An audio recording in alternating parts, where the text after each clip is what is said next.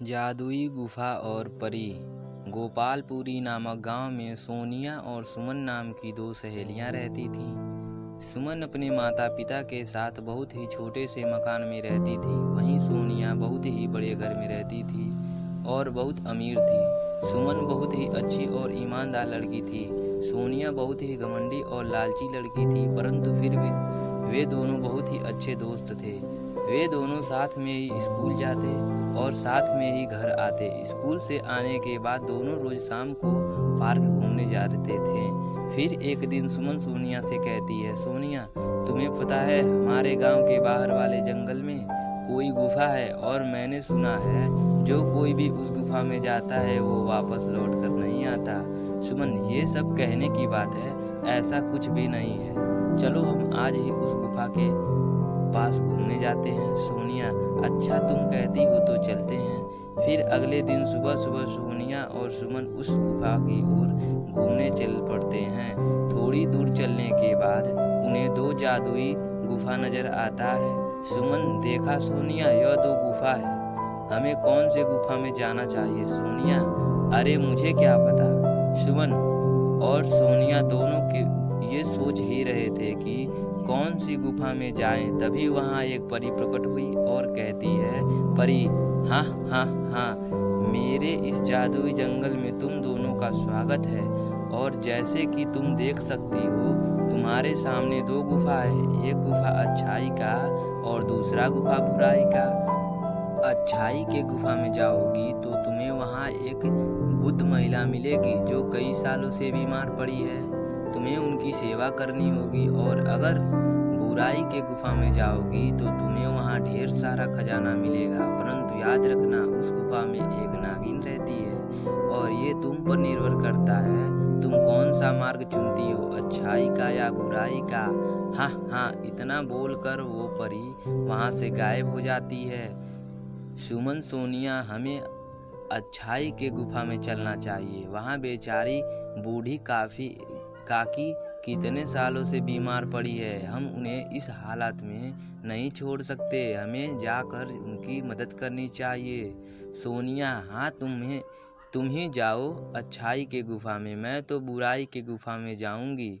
सुना नहीं तुमने वो परी क्या कही कि बुराई के गुफा में हमें ढेर सारे खजाने मिल जा सकता है तो हमें मालामाल कर सकता है। मेरी बात मानो, तुम भी मेरे साथ बुराई के गुफा में चलो। सुमन, नहीं सोनिया, मैंने बचपन से ही सीखा है कि हमें हमेशा अच्छाई का रास्ता पर ही चलना चाहिए। पैसा का क्या है, पैसे तो आज है कल नहीं, परंतु हमारी अच्छाई हमेशा हमारे साथ रहती है। तुम्हें तो कुछ कहना ही बेकार है। सोनिया, मैं तो चली अपने बुराई वाले गुफा में, तुम भी जाओ अपनी अच्छाई के गुफा में। इतना कहकर सोनिया बुराई के गुफा में चली जाती है और सुमन को थोड़ी दूर चलने के बाद गुफा के अंदर बहुत ही खूबसूरत दुनिया नजर आती है, जहाँ बहुत ही सुंदर सुंदर फूल खिले थे, तरह तरह के फल लगे थे। सुमन को बहुत ही भूख लगी थी, वो पेड़ से फल तोड़कर खाने लगी। सुमन, वहाँ कितने स्वादिष्ट फल हैं। तभी सुमन को वहाँ एक कुटिया नजर आती है जिसमें से खांसने की आवाज आती है। सुमन उसी कुटिया के पास जाती है और कहती है, अम्मा, खांसने की आवाज। सुमन, मैं आ गई हूँ आपकी देखभाल करने, अब आप बहुत जल्दी ठीक हो जाएंगे। सुमन सच्चे मन से उस अम्मा की देखभाल करने लगी और दिन रात उनकी सेवा करती है।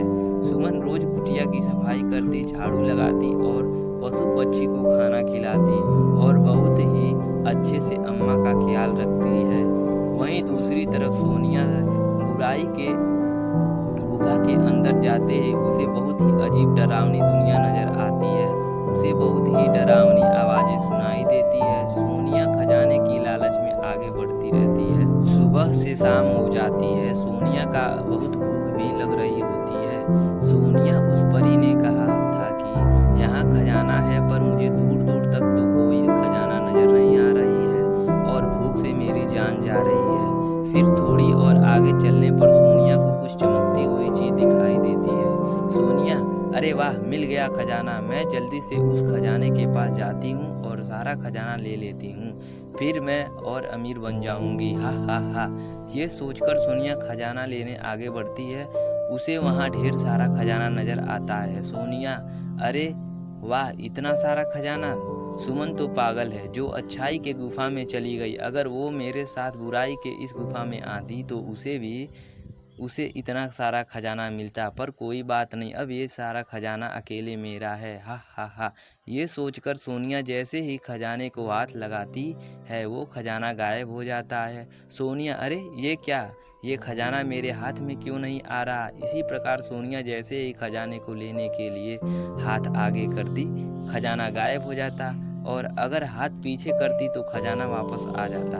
सोनिया, अरे ये क्या हो रहा है मेरे साथ? तभी उसके सामने एक नागिन प्रकट होती है। नागिन, ही, लालची लड़की, अब तेरा लालच ही तुझे ले डूबेगा। अब तू यहाँ से जिंदा बचकर नहीं जाएगी और मेरा भोजन बनने के लिए तैयार हो जा। मैं कई सालों से भूखी हूँ और आज ही पेट भर तुझे खाऊंगी। हा हा हा। सोनिया, नहीं, मुझे छोड़ दो, मुझे जाने दो, मुझे कोई खजाना नहीं चाहिए, कृपया मुझे छोड़ दो। नागिन, हा हा हा। परंतु नागिन सोनिया को वहीं डस लेती है और सोनिया चूहे में बदल जाती है। नागिन, जो भी बुराई के गुफा में आएगा उसका यही हाल होगा। हा हा हा हा। दूसरे तरफ सुमन सच्चे दिल से उस अम्मा की देखभाल में लगी होती है। सुमन, अम्मा ये काढ़ा पी लो, इससे आप बहुत जल्दी ठीक हो जाओगी। अम्मा, बेटी तुम बहुत ही अच्छी और नेक लड़की है।